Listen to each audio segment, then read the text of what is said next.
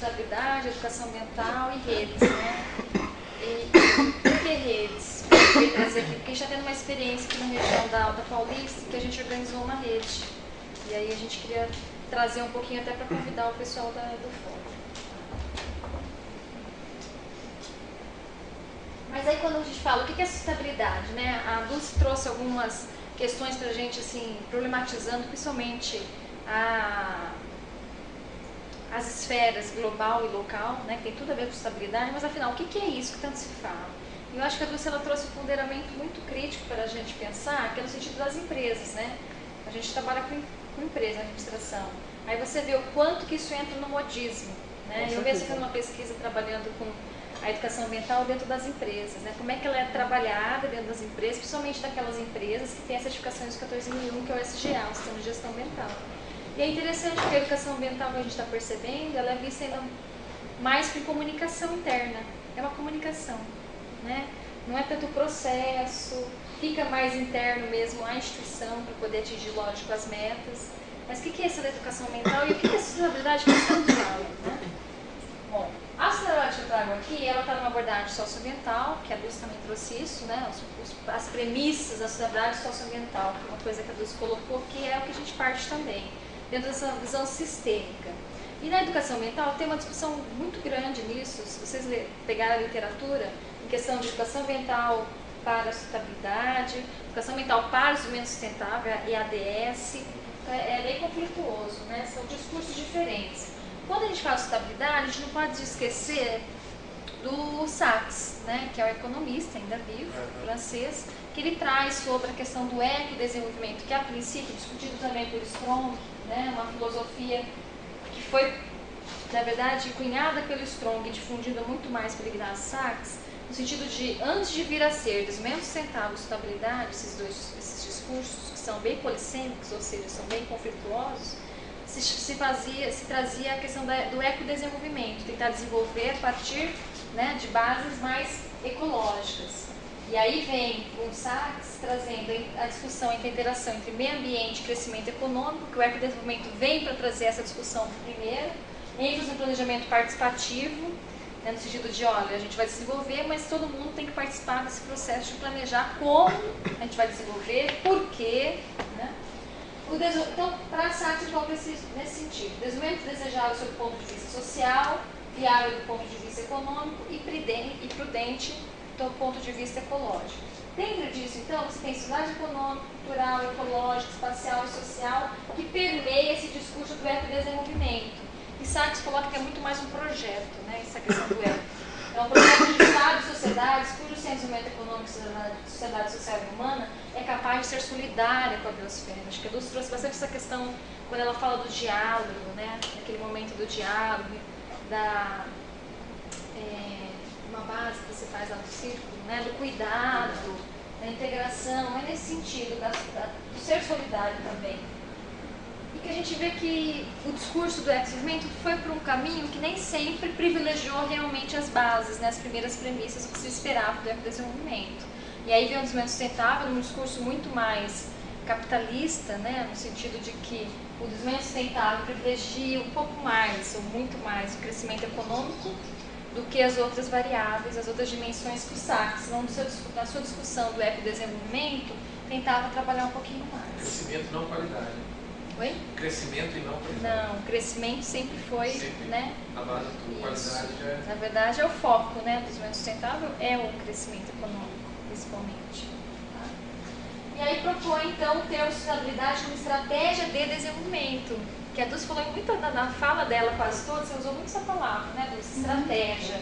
E o quanto que a gente é movido por vários projetos que tinham uma estratégia de planejamento inicial que a gente não percebe.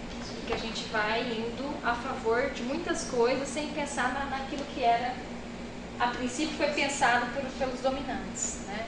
A fala da Dulce, acho que ela deixou muita gente pensando sobre isso.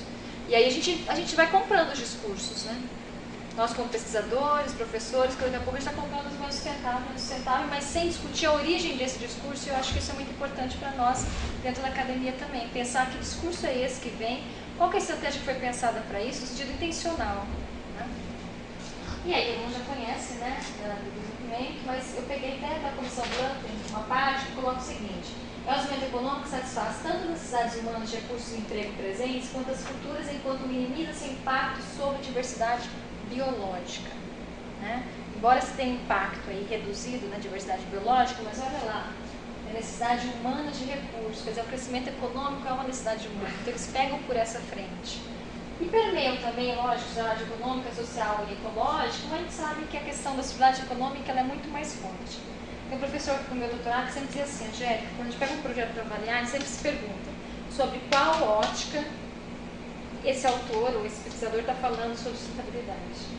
E na maioria das vezes a gente vê que a sustentabilidade é sob o ponto de vista econômico. Né? A gente acaba permeando tudo isso e tendenciando esse discurso que vem muito forte, a gente vai reproduzindo. E é forte isso. Então eu trouxe para a gente pensar juntos aqui. Eu trouxe 4 concepções de desenvolvimento sustentável que eu peguei da Solvay, adaptei, né, no trabalho que eu fiz. A Solvay ela discute muito a questão das representações sociais de meio ambiente, né, e ela traz também desenvolvimento sustentável. E aí ela trabalha com 4. O primeiro que ela coloca é aquele desenvolvimento contínuo com inovação tecnológica e mercado livre baseado no crescimento econômico, que a gente acabou de falar. Né, aquele desenvolvimento econômico, aquele desenvolvimento sustentável, principalmente focado no crescimento econômico, que vem aí com pressupostos, com princípios totalmente neoliberais, né, que a gente já falava. É interessante que ela faz toda uma articulação, uma concepção de desenvolvimento que tem como crescimento econômico seu foco, ele tem como característica a competitividade, a produtividade, né? Quando a Dulce trouxe alguns exemplos aqui da própria academia e tudo isso, nada mais é do que uma reprodução desse próprio discurso de desenvolvimento, né, da competitividade. A ciência e a tecnologia para o crescimento econômico, olha o fim que se tem, né? Lógico, um respaldo na questão legal, mas a finalidade é para o crescimento. A concepção do ambiente, dentro dessa concepção do desenvolvimento sustentável, também é visto como meio ambiente como recurso para o desenvolvimento. É o que a gente vê quando a gente vai para algumas empresas, é muito forte esse discurso de quando a gente pergunta o que é meio ambiente para vocês, como é que vocês lidam com essa questão ambiental aqui dentro? É um recurso, né, para a gente poder desenvolver. Aquilo que eu usufruo. Então a questão de gerenciamento, uso racional, é muito centrado não, é muito forte nesse tipo de concepção de desenvolvimento sustentável. E na educação? Olha só, isso eu ouvi muito nas empresas, que é dessa pesquisa que a gente está fazendo. Treinamentos, né? Transferência de informação. Então, esse tipo de treinamento, que a educação ambiental é posta em algum momento dentro da empresa, ela vem dentro muito de uma concepção de desenvolvimento sustentável como essa, né, que está voltada para o crescimento econômico. Aí a Solvay também traz uma outra concepção, que ela fala que é o desenvolvimento dependente da ordem mundial. Ou seja, os problemas sociais serão resolvidos pelo crescimento econômico se houver controle pelas organizações superiores. Isso é interessante também, essa concepção.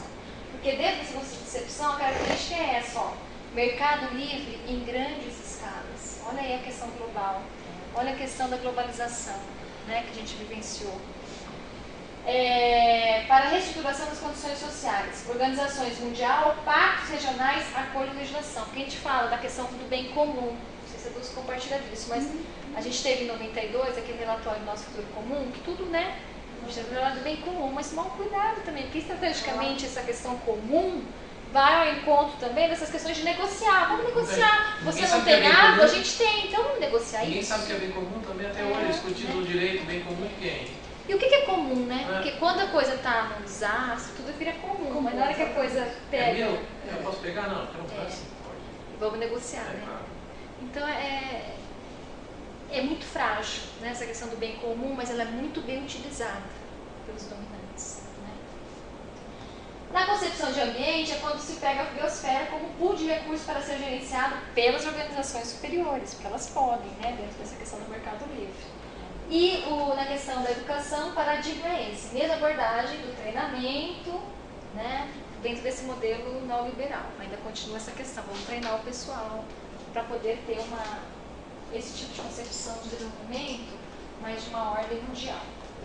Então a gente percebe que dentro dessas duas concepções que eu mostrei aqui agora, que a gente chama, né, a Solvay coloca como desenvolvimento contínuo e desenvolvimento dependente da ordem mundial, ainda está apoiada num sistema totalmente capitalista, totalmente neoliberal.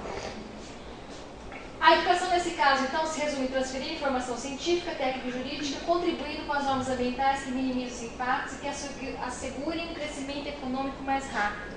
Gente, isso é presente fortemente até hoje. Né? Eu falo tanto em empresa, mas quando a gente vê também em parte da rede, quando a gente faz algumas reuniões, a gente percebe que em vários espaços tem esse discurso.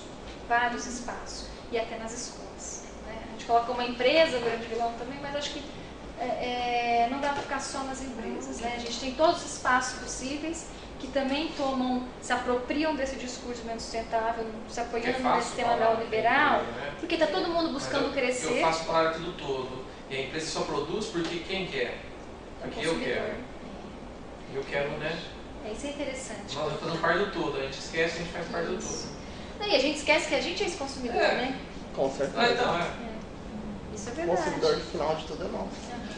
É o querer, porque a sociedade ela tem essa estratégia, né, do consumo, né? O consumo ele é algo que nos atrai. Todo mundo quer ter aquilo. Então essa concepção do desenvolvimento sustentável desse tipo, ela é muito bem aceita e reproduzida. E a natureza continua sendo então fonte de recursos que vai estar atrelado ao sistema econômico, né? Para o crescimento econômico, ela é se apropriada dessa forma e que depois vai ser vista como lixo. Então, os grandes lixos, o depósito de lixos. As outras duas concepções que a Sofia traz são essas aí também.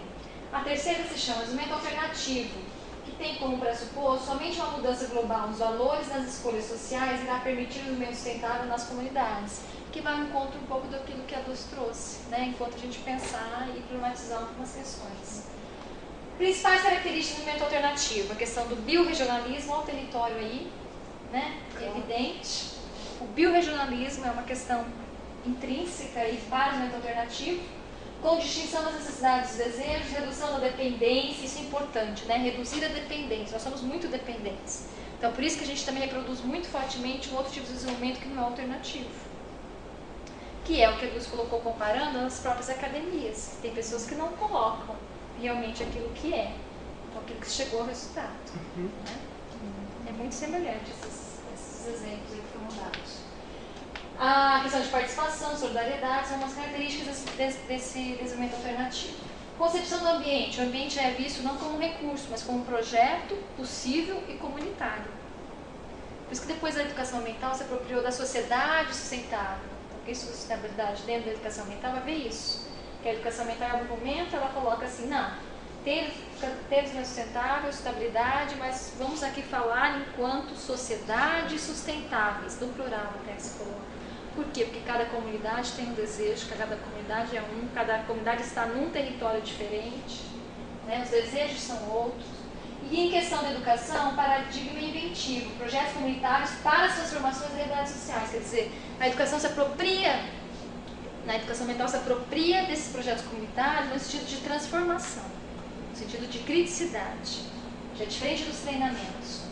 E uma outra categoria de concepção que ela traz, a Sofia, ela fala do desenvolvimento autônomo. Já o desenvolvimento autônomo já é mais voltado para o desenvolvimento indígena, na questão da multiculturalidade.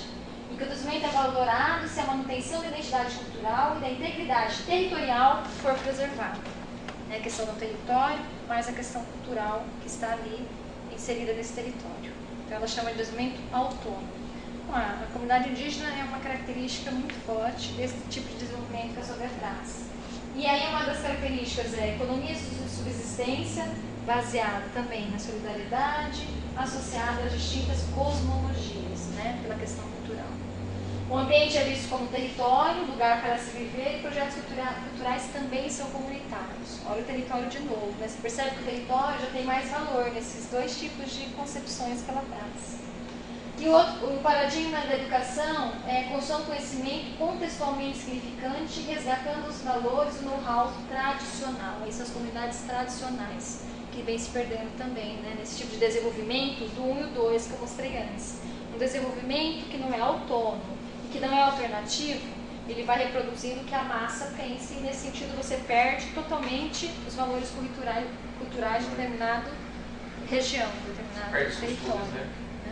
E esses dois tipos de concepções que a Sofia traz para a gente é diante daquilo que ela percebe de possíveis discursos que se tem de desenvolvimento sustentável e que de alguma forma ela reflete na educação ambiental, tá? Dependendo da concepção que você adota de desenvolvimento sustentável.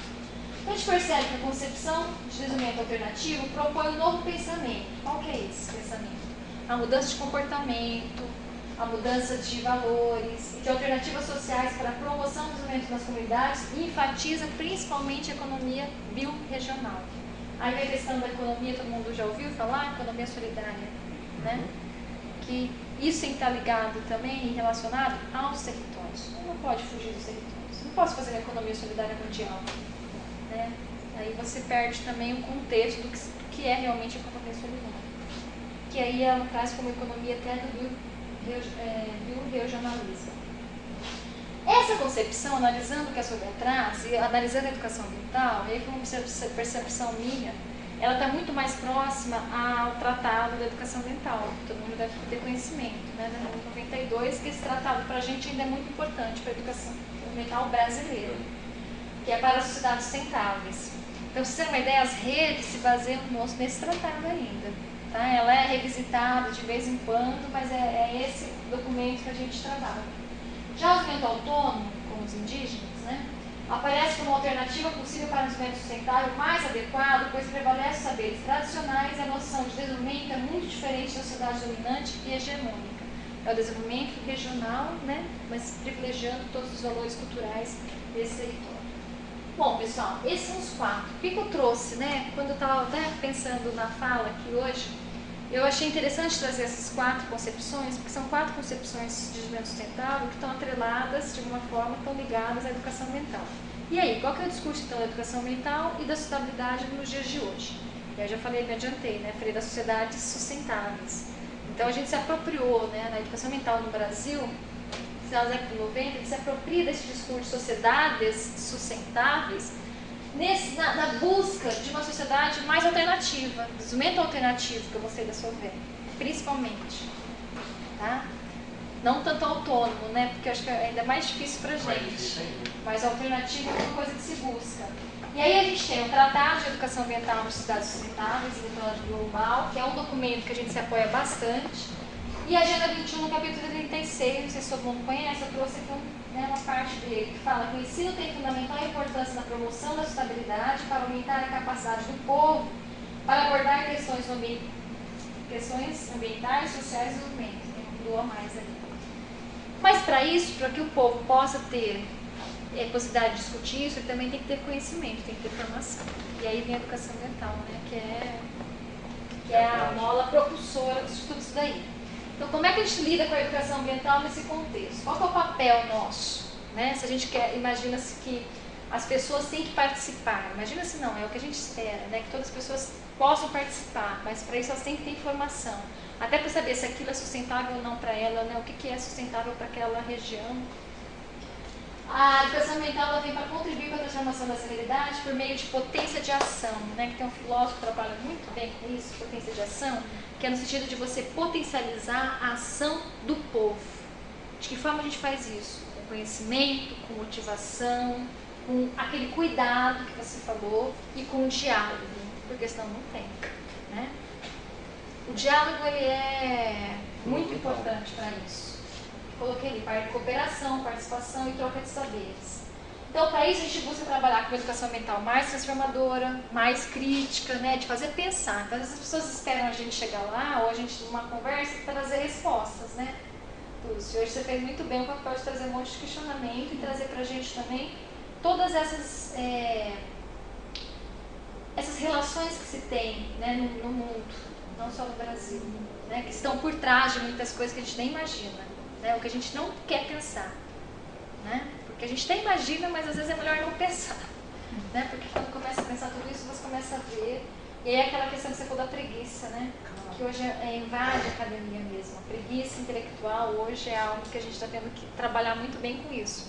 As pessoas não querem pensar. As pessoas já chegam dizendo assim, eu quero trabalhar com isso, como é que eu faço?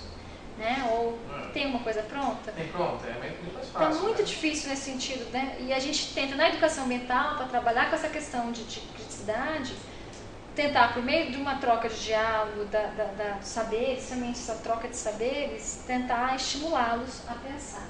Por isso que é emancipatório. Nesse sentido, a educação ambiental, dentro desse processo de transformadora, ela tem que contribuir então para a cooperação. E para isso, a gente tem que trabalhar com conexão entre indivíduos e instituições, participação em ação coletiva. Eu, particularmente, acredito muito em conexões, por isso que eu trabalho com redes. Embora a gente saiba que as redes também, ela é flutuante, tem uma hora que funciona bem, tem outra hora que não funciona tão bem, mas ainda eu acho importante essa questão das redes. E até porque, para quem trabalha em redes e para quem busca esse tipo de educação ambiental, eu coloquei 3 itens que eu acho importante aí. Cada um tem muito a ensinar e a troca de saberes pode propiciar reflexões e animações para a luta diária. Né? Cada um aqui. A Dulce trouxe a experiência dela, né? Das relações internacionais, a vivência dela fora, pela ONU, coisa que a gente não tem. Né? E faz a gente pensar de uma outra forma também, ou ajuda a gente a pensar, né? Algum clique teve. Né? Os saberes precisam ser tratados como equivalentes. É igual. Eu posso saber tudo o que você sabe, mas tem que ser um tratamento igual. Não hierárquico, né? Porque eu tenho um doutorado, eu sei mais que você. Né? E é só um título. E complementar. As coisas se complementam. Então, a partir do momento que a gente consegue lidar o tempo, que é uma tentativa, né, gente? Porque a sociedade, de forma geral, ela busca que a gente busca uma outra forma de viver, né? Uma outra forma de conduta, principalmente, que é o qual? Competitividade. Né? E essa competitividade tem que dizer que eu sei mais que você. Não igual a você. A competitividade nos leva a um outro discurso que nos leva a um desenvolvimento que é mais neoliberal. Né? Está tudo intrínseco. E o outro item, a relação deve contemplar processo de aprendizagem permanente. Isso é algo constante. Então, esses são 3 itens que eu trago agora para falar sobre redes. Né? Para quem quer trabalhar com a questão de sustentabilidade, eu acredito que as redes podem ajudar, dentro daquela concepção de desenvolvimento alternativo, ajudar a fortalecer, a partir da educação ambiental, num determinado território, numa determinada região. Isso a rede pode propiciar. O que são redes? Já ouviram falar sobre redes, né? Já ouviram? Superficial, desculpa. Não, beleza, a gente vai trocar então aqui hoje. Então, quando a gente fala em redes, eu trouxe algumas figuras, né, para mostrar que tem conexões. Eu gosto dessa figura aqui para mostrar uma coisa. Então, por exemplo, eu não conhecia a Dulce. Conheci a Dulce Manox, por acaso, né, Dulce? Porque eu não sabia falar tão bem inglês nem francês, e a Dulce fala muito bem essas línguas. Então, perceba, esses pontos são pontos de conexão. E em rede, a gente trabalha muito com conectividade. Então, há 2 anos eu estou aqui e voltei para São José de São Paulo, em Tupã, né, trabalhando na Unesp. Aí buscar quem são as pessoas que trabalham com educação ambiental. Então, eu conheci a Dulce, que eu conheci depois de outra pessoa, o nosso amigo, o Jorge. Conheci depois a Dorothy, por meio dela. Por meio do Jorge, eu conheci uma outra pessoa agora, né? Então, perceba, essas relações de conectividade é muito forte em redes, quando você está disposta a cooperar com o outro, né? A fazer trabalhos coletivos. Então, esses pontos, veja como pontos de conexão. Tá? Vou falar um pouquinho mais. Então, o que são redes? Redes nada mais são do que sistemas de organizar, né? Sistemas organizacionais capazes de reunir tanto pessoas quanto instituições de forma democrática e participativa em torno de objetivos ou temáticas comuns. Então, um exemplo, a Rede de Educação Ambiental da Alta Paulista, cheguei aqui faz 2 anos, como eu falei a vocês, no ano passado a gente fez um mapeamento na região, quem são as pessoas que lidam com a educação ambiental aqui na região. Ah, conheço fulano. A ANAC, tem o pessoal, ANAC. E aí ela foi passando, né, várias pessoas ao entorno, lógico, da questão comum aí do tema da educação ambiental. As redes também se estabelecem como? Ela tem uma organização diferenciada, que são relações horizontais, não tem um chefe, né? Todo mundo pode ser líder, então nós chamamos de multiliderança. Interconexas e em dinâmicas, em processos dinâmicos, que supõem um trabalho colaborativo e participativo. Hoje eu estou aqui representando a REAP também, não só a Unesp. Mas tem várias pessoas que estavam aqui que depois estão prestando trabalho, que também fazem parte da REAP, que poderiam estar na mesma posição que eu aqui. Tá? As redes sustentam pela vontade e afinidade de seus integrantes, caracterizando-se como significativo recurso organizacional, tanto para as relações pessoais, quanto também para a estruturação social.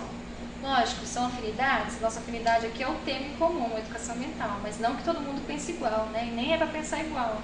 E aí essa é a diversidade das redes. Se todo mundo pensar igual, não desenvolve nada, né? Até porque todo mundo pensar igual não tem desenvolvimento. Sim, sim. Mas é interessante, porque a gente fala dessa forma, mas quando a gente trabalha em equipe, a gente sabe o quão árduo é, né, trabalhar em coletividade. Porque se tem um outro, eu moderava a rede de educação ambiental do Paraná, para você ter uma ideia, durante 3 anos, todo o Paraná. E essas redes de educação ambiental é a mobilização civil da sociedade, não é um cargo, não é nada disso. E eu tive a experiência de ver dinâmicas, por exemplo, de 2 ou 3 pessoas, geralmente, que criticavam algumas outras, que sempre davam depoimento ou colocavam na rede. Então, você afasta as pessoas, né? Então, assim, tive várias experiências moderando a rede, nesse sentido de você não entender. Mas você vai ter o que vai te ajudar, o que vai te... Sempre isso aí não vai, em qualquer segmento da sua vida, você vai encontrar... Porque, na verdade, isso são relações humanas, né? Não é nem educação ambiental, isso são relações humanas. Não, são pessoas, né? Você não tem nem como... E quando a gente trabalha com educação ambiental dentro desse processo cooperativo e coletivo, a gente vai se separar a todo momento com isso. Então, por isso que eu coloquei aqueles 3 itens iniciais que eu achei acho importante aquilo. A partir do momento que você vai entrar no trabalho cooperativo e coletivo, colaborativo, você tem que pensar assim, né? Os conhecimentos não são hierárquicos, são complementares e são igualitários. Eu posso saber coisas que você não sabe, mas você vai saber coisas que eu também não sei. Então, as redes, elas... É uma tentativa, né? Eu sempre falo que é uma tentativa de buscar um poder distribuído e não um poder concentrado, poder relativo à responsabilidade de função que cada um assume, poder compartilhado, informação livre, facilita para facilitar essa comunicação também e a decisão, estrutura variável conforme a organização, que difere um pouco dessa estrutura mais rígida, né? Competitiva, do neoliberal, que é o poder mais concentrado, hierarquia. Você tem que ter uma informação controlada, né? Falou muito em controle a duas, porque é o que se busca no movimento neoliberal. E a rede é uma tentativa de ir ou ter uma outra experiência de organização. Tá? Características de quem trabalha com redes ou quem está partilhando aí informações em rede. Ela é auto-organizada, né? Tudo tenta ser de alguma forma auto-organizado, porque se acontecer qualquer equívoco, algum erro de informação, isso é levado para a pessoa que está moderando, né, para a fonte. Ela é não linear, ela acontece em processo de dinâmica muito interativa, ela não consegue ser linear. Eu passo uma informação para você que faz parte da rede, você não vai passar, mas você passa já para 10 diferentes, então é totalmente dinâmica a rede. Né? Um bate-papo que a gente tem aqui, isso já ajuda você a fazer um projeto lá em rancharia, um exemplo. Né? Então não tem um controle disso, então, e ao mesmo tempo ela não é linear. Né? Primeiro isso, depois aquilo, ela flui diferente. Não há hierarquia, como eu falei a vocês, ela busca uma organização horizontal. Então a gente está moderando hoje a REAP, amanhã pode ser outra pessoa, depois pode ser outra, a gente só modera para poder facilitar. Multiliderança descentralizada, como eu já falei para vocês, todos podem ser líderes e ela é descentralizada, não tem um dono. Conectividade, né, que eu coloquei a vocês, a rede se exerce por meio da realização contínua das conexões, e são as ligações pré-estabelecidas aqui. Né? No bate-papo já falei do mestrado, já ficou sabendo do mestrado, daqui a pouco... Então perceba, essas são as conexões. Daqui a pouco vocês estão tentando aqui, né? Porque lá na FATEC nós não temos e está saindo uma gama de pessoas, toda procura, né? É de Prudente? Legal. Participação voluntária, isso é importantíssimo, ninguém tem que estar na rede obrigada, as pessoas elas podem entrar, assim como elas podem sair. Então por isso que a rede, eu falei a vocês que ela é flutuante, porque ao mesmo tempo a gente tem bastante pessoas participando, daqui a pouco algo acontece, ou as pessoas estão super carregadas também com outras funções, então ela cai, né? Então assim é o fluxo. Tá? E a questão das dinâmicas, que elas são totalmente coletivas. Em relação à dinâmica, quando falam de dinâmica de rede, algumas coisas importantes. A informação circula em fluxos definidos, né? Não é só meu para ele, mas dele para mim. Então, são vários lados que se tem a dinâmica. Não existe nível hierárquico, como eu falei, não se delega poder, mas se distribui responsabilidade. E a configuração da rede não é fixa. A organização, ela muda conforme cada grupo. Tá bom? Falando em redes, então, a REBEA, por exemplo, não sei se vocês conhecem, então. Aí vale a pena vocês... Tem na internet, a REBEA é a Rede Brasileira de Educação Ambiental. Ela existe desde 92, depois da Rio 92, né, que a sociedade civil aproveitou aquele momento também para poder estabelecer e articular as pessoas que estavam trabalhando com educação ambiental. Identidade. A gente tem a Carta de Princípios, que é o tratado, que eu falei para vocês que a gente ainda usa, educação ambiental. Missão e objetivos da rede brasileira, nós temos também, e a gente tem um acordo de convivência. Toda rede de educação ambiental, ela tem que ter esse tipo de identidade também, seguir o tratado, estar ligado aos objetivos da rede e ter uma carta de convivência, tá? Esse material que eu vou apresentar agora foi a Jaqueline Guerreiro que passou para mim, porque a gente está trabalhando juntos com alguns dados da RBEA que ela conseguiu compilar e ela modera, junto com outras pessoas, também a RBEA. A gestão atual da rede são esses aí, tá? Tem a RBEA, que são alguns integrantes, de 1 a 2, de cada um dessas redes aqui, ó. E aí, essas redes juntas, com essas uma ou duas pessoas, a gente tem um colegiado nacional que modera a RBEA, que é uma lista nacional. Então, por exemplo, tem a REPEA, tá aqui, a Rede Paulista de Educação Ambiental. Então, alguém da REPEA, que é a moderadora lá, tá também na RBEA, tá? Por isso que as informações fluem. Então, todas as redes, que a gente tem a rede, a REASul, tem várias, vou mostrar, são 61 redes até agora, tá? Todas essas redes regionais, seja estadual, local, temática, elas são automaticamente, elas devem ser inseridas na REPEA, não todo mundo. Então, de 1 a 2 pessoas que moderam aquela lista, aquela rede, é cadastrada na REPEA. Então, toda a informação que é levada para a REPEA, pela Rede Brasileira de Educação Ambiental, automaticamente essas pessoas que estão lá participando já levam essas informações para as suas redes. Então, a informação vai muito rápido. Então, às vezes, momentos de decisão, até das diretrizes a gente participou enquanto rede, quando estava elaborando a diretriz de educação ambiental, a gente participou. Eu me lembro quando eu estava trabalhando, estava no mestrado na época, a Política Nacional de 99, a gente já teve a possibilidade de discutir em rede a política de educação ambiental. Então isso pra gente é bem interessante, né? Enquanto sociedade civil, poder também estar... Tudo bem que, igual alguém perguntou, nem tudo, né, até ela falou, a Dulce, nem tudo que a gente fala, às vezes está lá, ou tem interesse. Mas você tem a possibilidade de participar, isso é muito bom, né? Dispor, porque isso é muito bom. Então essas são as redes que fazem parte do colegiado nacional. Aí aqui, para vocês terem uma ideia, que às vezes a gente não tem, né? A Sudeste, olha só, 18 redes. E a REPEA nem está aí ainda, que eu comecei agora a tramitar com a Jaqueline há pouco tempo. Porque a nossa REAP,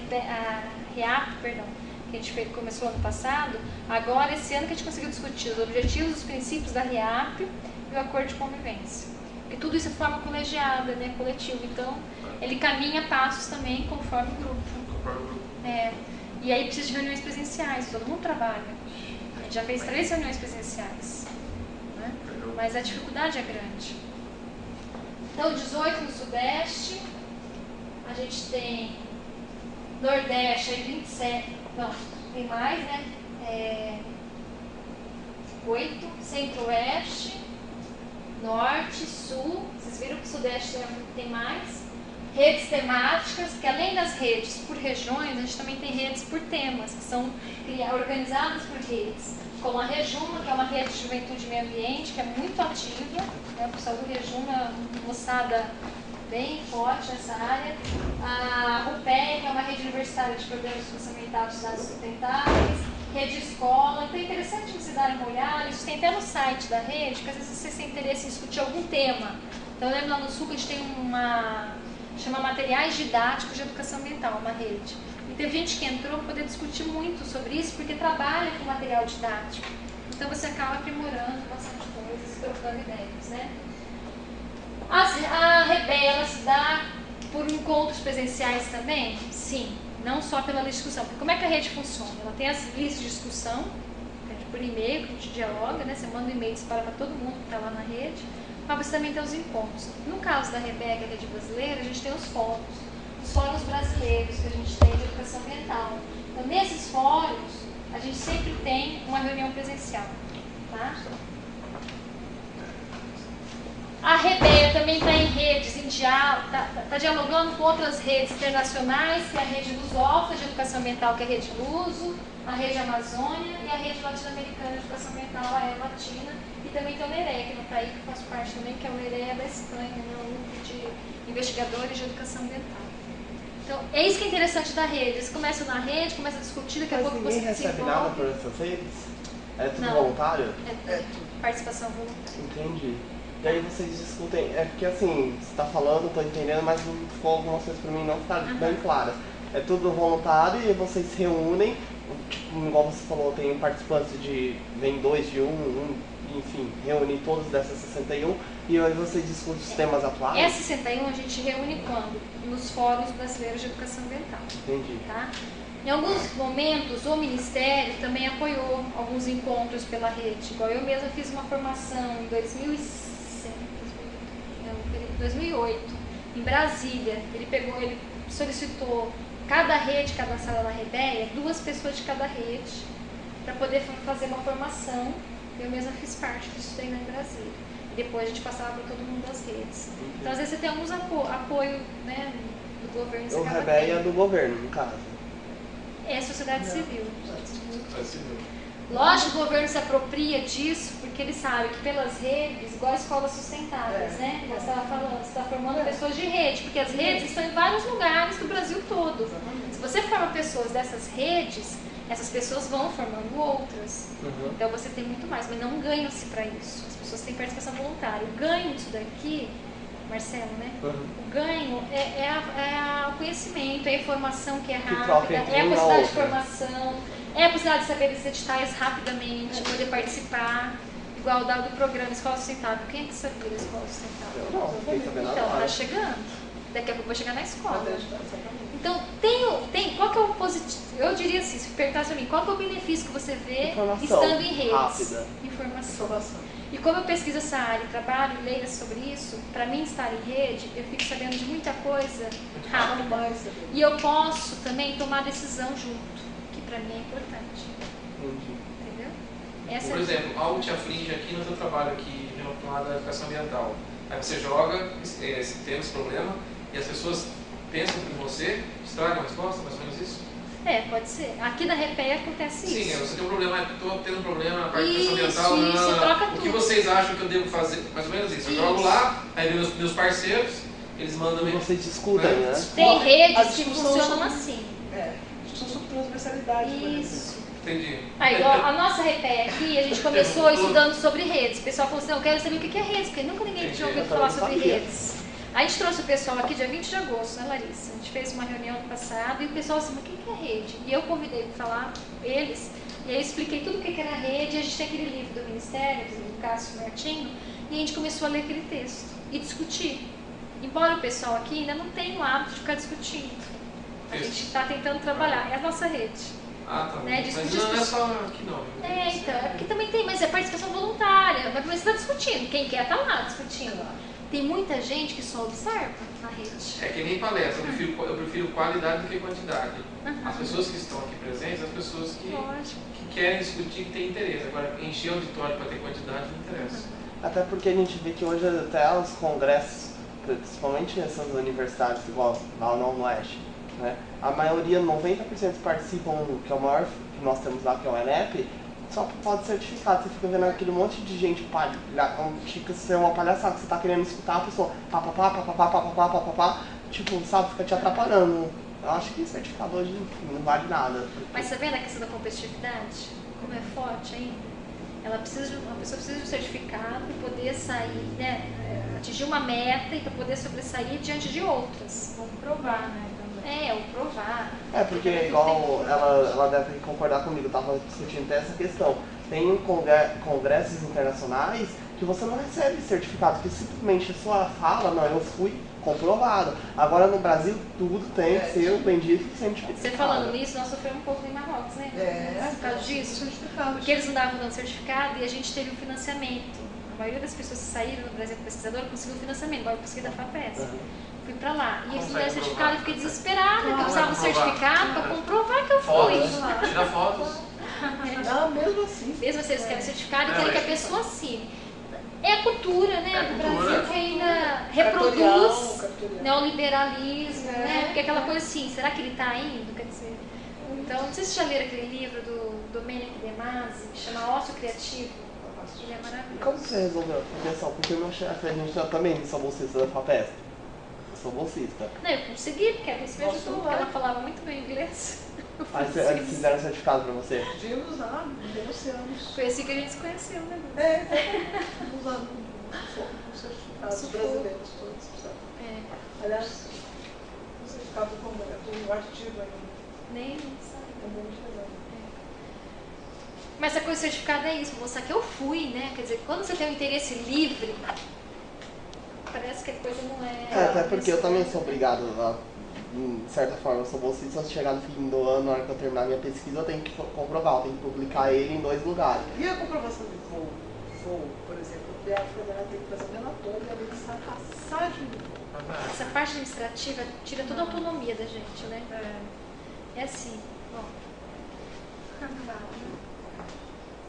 Por isso que é bom a rede. Essa contradição. Rede, e por isso que às vezes a gente trabalha em redes, né? A rede é participação voluntária, a rede você está ali porque você está afim, né? Às vezes é um trabalho a mais, mas você está ali se alimentando, né? Eu acho que é uma coisa de se alimentar e troca de saberes.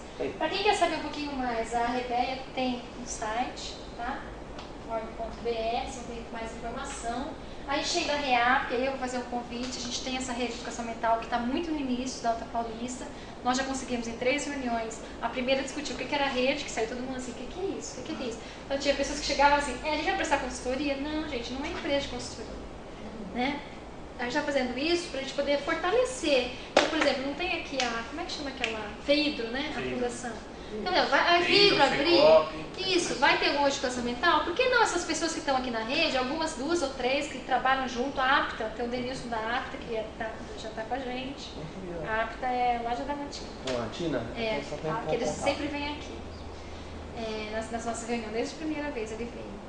Então, eu já faço convite para vocês também, tá? Se vocês tiverem interesse em participar da REAP, a gente tem a lista de discussão, igual esse evento que teve aqui, a vinda da Dulce, a gente espalhou para todo mundo.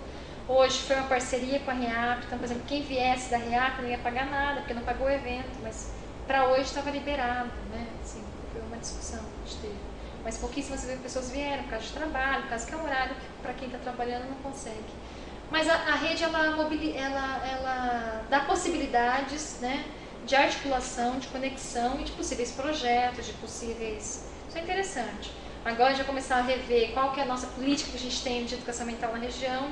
Eu tive uma ida semana passada com outra cidade perto disso. Lá nós temos a política, lá eles têm a política de educação mental, Tupã tem a política de educação mental, então já para as pessoas trazerem, o que os municípios têm? Tem por causa do... Porque muita gente nem sabe, programa tem por causa do Município município. Verde Azul. Porque tem, que constitui ponto, uma das diretrizes é a educação ambiental, aí você tem que ir palestras, você tem que ter a política, você tem que ter o conselho ambiental, e às vezes é só para inglês.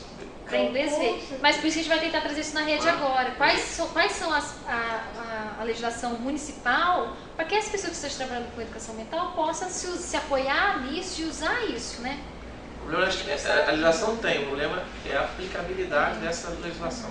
Que aí a gente entrava tudo, ninguém aplica, né? Hoje em dia... Mas tem gente que nem sabe que tem também, né? Exatamente. Tem muita gente que nem sabe. Então essa é a ideia, é fortalecer os instrumentos legais que a gente tem para que a gente possa aplicar isso nas suas localidades. Eu trabalho na universidade, vou continuar trabalhando aqui. Né? Então a rede me fortalece para poder trabalhar, fazer trabalhos até aqui dentro. É assim que a rede vem trabalhando. Tá? A REAP tem essa equipe aqui, ó, pra vocês terem uma ideia, a primeira reunião veio esse pessoal, a gente fez vários com convites. camisetinha dessa daí, ó. Um monte de gente aqui hoje. É a equipe da REAP que é o projeto de extensão. Porque a REAP ela surgiu como projeto de extensão da universidade, porque a gente tem que ter apoio. Eu lembro no Paraná também, a gente estava meio desfalcado, aí quando eu consegui trazer isso como projeto de extensão da universidade que eu trabalhava lá, a gente conseguia ter recursos humanos, porque tem que ter alguém. Porque a gente não ganha, a gente não, né? Então algum apoio a gente tem que ter. Então, na verdade, ela é uma extensão de campus. Na verdade ela está como projeto de extensão da Unesp. Mas independente se um dia não tiver projeto de extensão, ela já é de todo mundo, né? O início dela surgiu como projeto de extensão, que é para a comunidade. Mas como projeto de extensão você também não tem nenhum... porque assim... Não, como projeto de extensão eu consegui um recurso. Porque tem que ter, pra você promover igual um evento desse, você tem que... Por isso que é interessante um apoio institucional, né? E a universidade ainda é algo que te deixa mais autônomo. Embora a gente saiba que tem as suas peculiaridades, seus conflitos de interesse, mas a universidade ainda te deixa numa liberdade, né, de expressão. Então isso é importante pra gente. Tá? Então a gente tem o blog da REAP, vocês fiquem à vontade. A gente tem uma fanpage também do Facebook, da REAP, que é onde a gente vai jogando informação quando acontece um evento. Por exemplo, vai acontecer alguma coisa lá em Acharia, ou lá no ETEC, em Prudente. Avisa que a gente dispara para todo mundo. Entendi. Né? Numa forma de socialização. Tem a REASul, que quem não conhece, eu até trouxe a REASul, que a REASul já faz tempo, desde 2002 também, 2002. Quer dizer, a REBEA faz mais tempo, mas a REASul, pelo Antônio Guerra, que é um professor que a gente conhece também, é amigo, colega nosso de trabalho, pesquisador, ele tem um site lá muito interessante, porque lá vocês conseguem achar tese, dissertação, tudo sobre redes, sobre educação ambiental. Ele tem um site muito bom. Então, por isso que eu estou trazendo aqui bem REASul.org. Bom, essas são algumas redes que eu trago a vocês, né? Mas quem ficou com curiosidade aí, depois eu posso passar toda aquela lista de redes para vocês buscarem. Isso pode contribuir com a sustentabilidade, então, dentro das possibilidades de trabalhar com rede, a gente viu o seguinte: adquirir responsabilidade, né? Porque não é porque eu trabalho na rede, não ganho nada, é participação voluntária, mas é uma responsabilidade que eu tenho para estar lá. Com certeza, né? você... Adotar possíveis práticas nesse sentido, né? O que a gente vai adotar dentro da... E é o seguinte, cada rede também tem a sua discussão, tem os seus objetivos e as suas metas que vão se... coletivamente, elas vão elaborando. Senso de cooperação, trabalhar em rede sem esse senso é complicado, né? Tem pessoas que até entram na rede, não conseguem trabalhar na rede, assim, se percebe esse movimento de algumas pessoas. Porque são pessoas também que querem alguma... e têm interesses diferentes também. Igual eu falei para vocês, mas você vai precisar de consultoria para ganhar dinheiro com isso? Não. A rede não tem esse propósito. Tá? Cultivar a espiritualidade também acho que é uma outra pista aí para trabalhar com estabilidade, né? Para poder trabalhar em relações humanas também. A espiritualidade que eu falo aqui, gente, não é questão de religiosidade, né? Qual que é a sua religião, não nesse sentido, mas conviver com as diferenças, ter um espírito de cooperação, solidariedade, amizade, respeito, né? São minimamente para poder estabelecer qualquer relação humana. E na rede, então, mais ainda. Porque quando a gente faz as reuniões, cada um tem esse interesse, percebe o Mauê que é, né? Às vezes uma coisinha que seria 1 hora, a gente leva 4 horas, 5 horas. Mas isso, para quem quer trabalhar em rede, tem que ter todas essas habilidades aí também. E por fim, eu encerro com uma frase aí do Melo Neto, que eu gosto bastante, né? Que fala: tecendo amanhã. Um galo sozinho não tece uma manhã, e ele precisará sempre de outros galos. De um que apanhe esse grito dele e o lance a outro. E de outros galos que com muitos outros se cruzem no sol, de seus gritos de galo, para que amanhã, desde uma teia tênue, se vá crescendo entre todos os galos. Fazendo uma metáfora com as redes, né?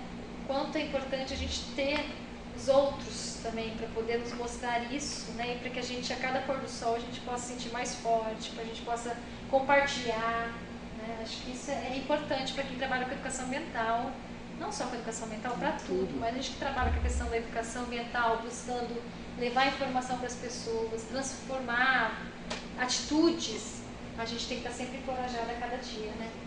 Tá bom? Obrigada.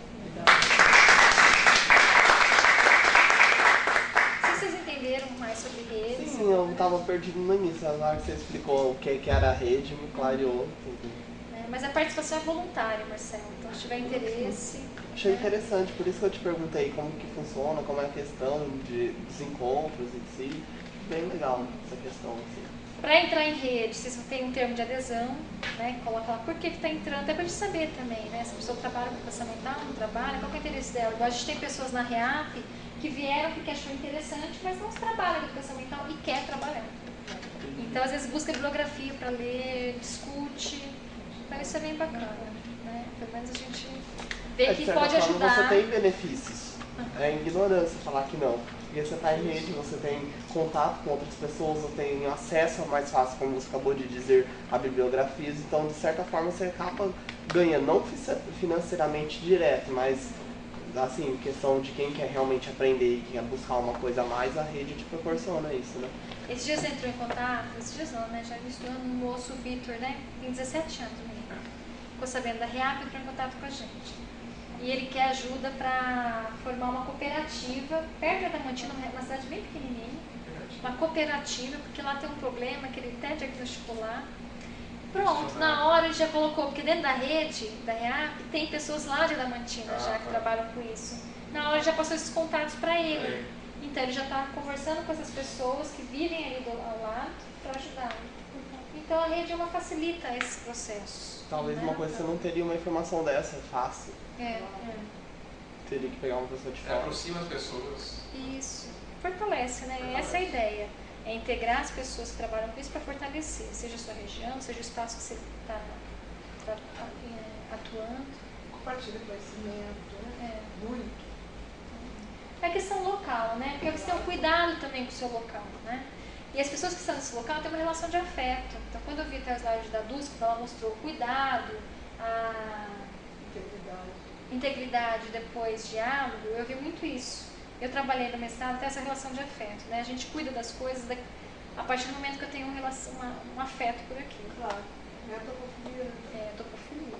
Então, a rede, quando ela está num local, ela tem um poder de atuação também mais forte. Né? Agora, a REPE para a gente é muito importante, porque tudo que é discutido também, a REPE, a Rede Paulista, a gente está tentando se aproximar mais da REPE também. Porque muita coisa que acontece lá em São Paulo nos atinge aqui. Né? A política estadual de educação ambiental reflete aqui. Então, é uma forma da gente, quanto REAP, também está fazendo parte dessa discussão enquanto Estado de São Paulo. Não é porque a gente está tão longe, viu? A gente está 600 km daqui de São Paulo, mais ou menos, né? Mas existem várias possibilidades e meios de comunicação. Mais agora, né? Com todas essas ferramentas tecnológicas. Porque informação tem bastante, né, gente? Convencer. Você entra na internet, coloca qualquer coisa, você tem muita informação. A questão é como é que eu utilizo para melhorar, né, a minha atuação. E a rede ela é focada mais nisso. Até porque a internet também é uma rede, né? De comunicação, Claro. de informação. Como você mesmo disse, coloca lá, aparece bilhões de coisas. É isso, gente. Obrigada. Obrigada. Pergunta, Marlene? Pode? Você acredita na sustentabilidade do sistema capitalista? Da forma que está, não. Não? Eu acredito na sociedade sustentável, eu até acredito. Eu tenho um exemplo até para te dar. Eu morava em Curitiba. E lá a gente tem a Vila Pinto, que agora não pode nem chamar de Vila Pinto, é a Vila das Torres, perto da PUC. Né? Esse exemplo aí ele é um exemplo que eu acredito, que eu vejo ele, um modelo de sociedade sustentável. Né? Quer dizer, aquelas mulheres que moram lá na região, elas não sabiam ler e escrever. E aí entrou uma médica fazer um doutorado, já faz alguns anos. Essa médica entrou para poder trabalhar com adolescentes grávidas, né? Muito recém-jovens. E aí, quando ela foi para o Clube das Mães, ela percebeu que as mães queriam aprender a ler, não sabiam ler e escrever. E um dia colocaram para ela, a gente queria aprender a escrever, ao invés de ter essas palestras sobre sexualidade. Porque até uma coisa assim, para elas no momento não era tão importante quanto aprender. E foi interessante, porque essa médica chamou o pessoal do EJA, né, da Pedagogia, Educação de Jovens e Adultos, começaram a trabalhar com essas mulheres, e foi incrível, né? Assim, o mundo abriu, né? Abriu totalmente a visão dessas mulheres, que eram catadoras, ou mulheres dos catadores, e aí eles começaram a trabalhar no sistema do Rio Belém, que o Rio Belém passa ao lado dessa comunidade, do lado da PUC, em Curitiba. E aí elas começaram a desenvolver um trabalho ambiental. Né? E aí a comunidade pediu para trocar o nome de Vila Pinto, que também já era uma palavra, marginalizavam a comunidade. Olha só, o que a leitura não faz na vida de alguém. Então hoje é chamado Vila das Torres. Então, um dia você for para Curitiba e pergunta, onde que é a Vila das Torres? Alguém só vai falar Vila Pinto, que foi muito forte, né? Muito tempo Vila Pinto. Isso vai demorar muito tempo ainda para se mudar. Para mudar o nome, desmistificar tudo isso. Mas aí você percebe, é a sustentabilidade. Para eles, naquele momento, aprender a ler e escrever era algo que permitia uma autonomia, né? A partir daí mudou muita coisa. Em sociedade sustentável, em pequenas comunidades, eu acredito. Eu também acho. Mas da forma global, como se espera da sociedade dentro do sistema neoliberal, existe, sabe qual, né? Você existe. A sociedade econômica. Existe. Como meu professor dizia, sobre qual ponto de vista você está falando de sustentabilidade. Se estiver falando econômica, aí existe. É o que se busca. Obrigado. Não, é isso. Eu já estava em mente alguma coisa, só queria colher mais informações para ter certeza para poder falar aos meus alunos. Tá, gente. Beleza, obrigada pela troca. Prazer conhecer.